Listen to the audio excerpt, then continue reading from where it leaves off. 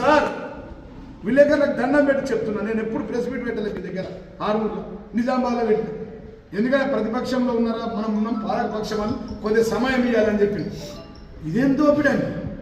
ఇచ్చే 6 గ్యారెంటీలు వీగినాయి, ఒప్పుకున్న 420 హామీలు పోయినాయి, శిథిలగుట్ట మీద రైతు బంధు రైతు బీమా పోయింది. ఇక ఒక్కటి కాదు బాధితులు అంటే వాళ్ళు నా దగ్గరికి వస్తున్నారు బాధితులు. నేను చెప్పిన వాళ్ళందరికీ మళ్ళీ మీడియా సాక్షిగా నంబర్ ఇస్తున్నా. ఆర్మూర్ పట్టణంలో కానీ ఆర్మూర్ రూరల్లో కానీ ఆర్మూర్ నియోజకవర్గంలో ఎవడన్నా మిమ్మల్ని అధికారులు కానీ పోలీసు వాడు కానీ ఎంఆర్ఓ కానీ ఆర్టీఓ కానీ ఎవరైనా పైసలు అడిగితే నా నంబర్ రాసుకోండి, నాకు ఫోన్ చేయండి. మేమే కంప్లైంట్ బాక్స్ పెడుతున్నాం. వెంకటేశ్వర కాలనీ నా ఇంట్లో 99496 ఆల్ 9 నా నంబర్, నా పిఎల్ నంబర్లు ఉన్నాయి మీ దగ్గర. నాకు ఇయ్యరు, నేను వచ్చి కూర్చుంటాం.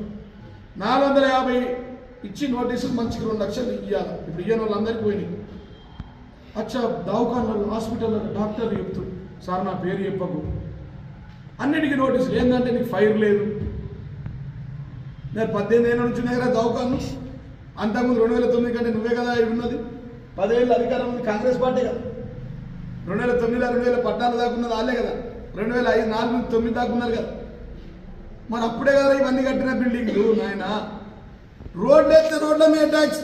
3 లక్షల గజాలు ఇచ్చిన నేను ఆర్మూర్ ప్రజలకి.